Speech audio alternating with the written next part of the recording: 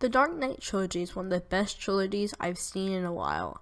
Director Christopher Nolan has made some other amazing movies like The Man of Steel, but that's not what we're talking about today. The Dark Knight trilogy is one of the best movies I've seen in a long time. Movies have started to get boring, but in the Dark Knight trilogy, I was actually surprised. Watching Endgame, I knew, they're going to reverse this thing, and I knew it was a possibility they're going to go back in time.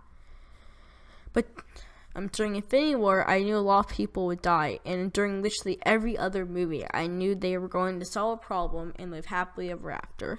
But during these movies, I was actually surprised, and I didn't know what was going to happen. I will admit, though, that during the first half of Batman Begins, I was a little bored. But right after that half, it started getting good.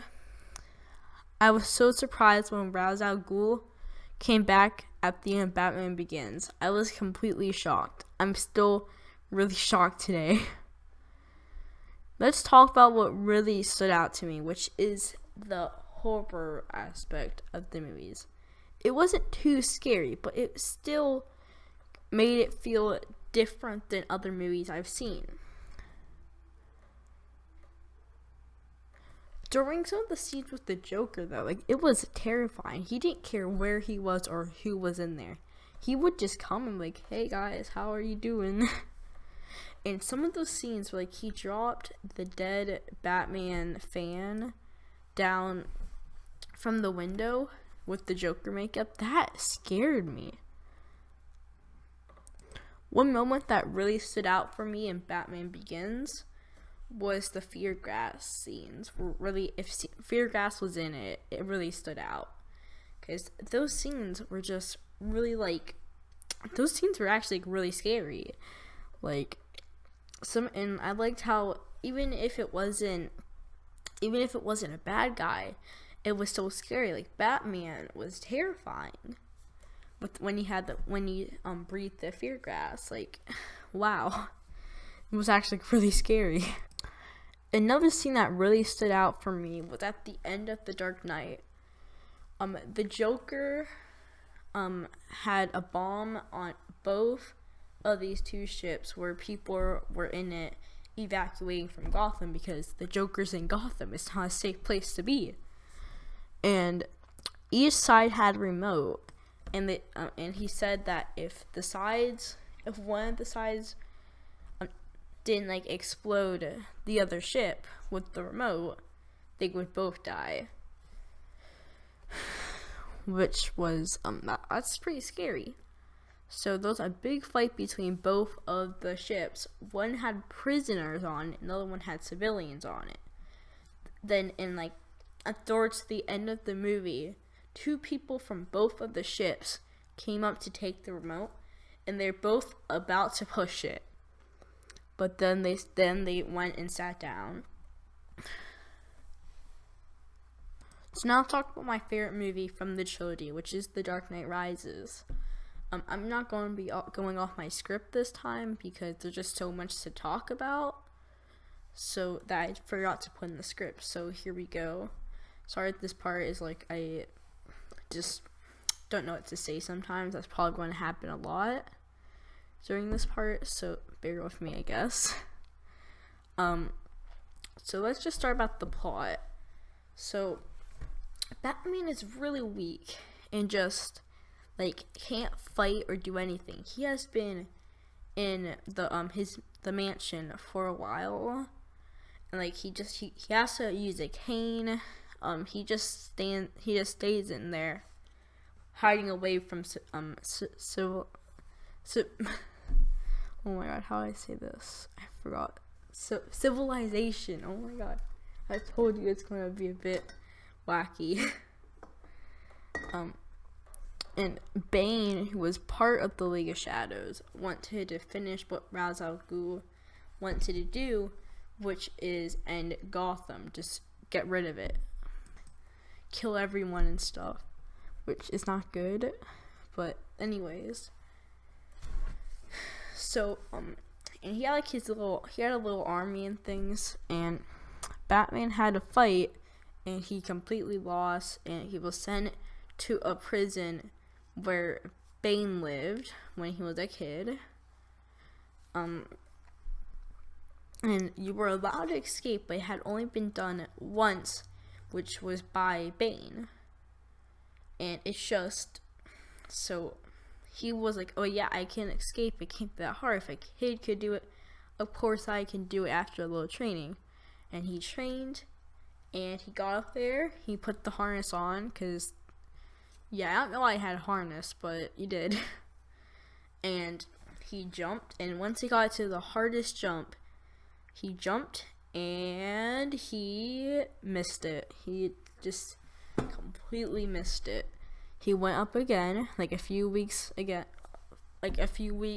future, and he missed it again.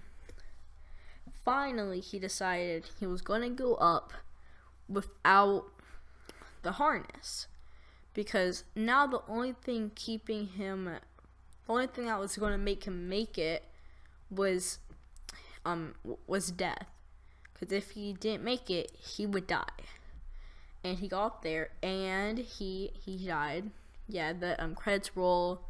The end. I'm just kidding. He made it out, obviously, and lived and got to Gotham.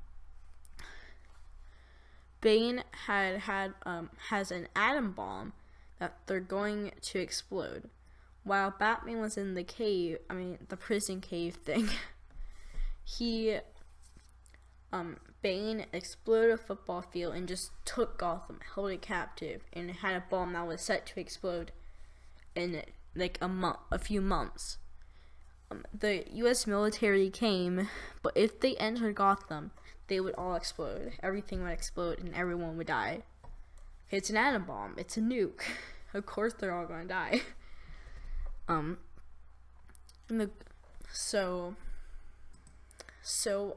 one really tried to escape because they're like, oh, if we cross the bridge, we're all going to die. Bane set free prisoners as like his army kind of thing, but really he was just making them do whatever he wants because they're all going to die anyways because it's a bomb that's about to explode. Batman finally got to Gotham, and you know what? I will just play the video for you.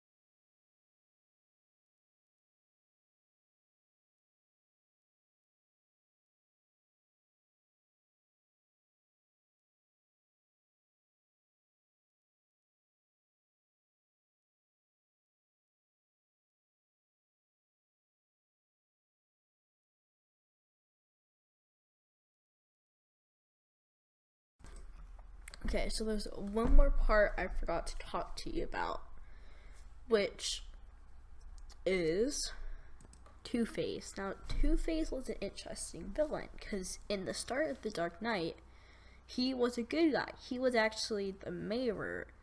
Actually, I don't remember exactly if he was the mayor or not, or if it was something else, but he was, like, really high up in, like, the level, I guess. And he was putting a lot of criminals in jail, and criminals kind of hated him. eventually the Joker tied him and his girlfriend up, and they're both going to explode. So Batman had to choose which one to save. He saved Two-Face, or, well, he wasn't really Two-Face, and he got really angry, but they didn't want him to die because he was the mayor of the town. But he was like, you should have saved her, not me. And his face, half of his face got burnt, which of course made him Two-Face. And like, this is a really interesting villain, I feel like. I don't understand why he went to evil, really, but he did. And I think it's like a movie that you kind of have to watch. We'll really have to watch all of these, because I tried to put like the main plots, but I didn't want to just put them all. And like, these movies are just amazing. They're intense. You don't know what's going to happen next. And it's just like there's really sad scenes, there's really happy scenes, there's some scary scenes. It's a great movie. It's honestly my favorite movie now, and I think it's one of the best movies of the 2000s. It's the best movies of the 2000s, definitely. And well, so far, there's probably gonna be like a record-breaking one coming out like in the next 10 years, but so far, they're the best movies of the 20th century. Not, oh my god, but yeah, it's just like really, they're really good. I highly recommend seeing them if you can.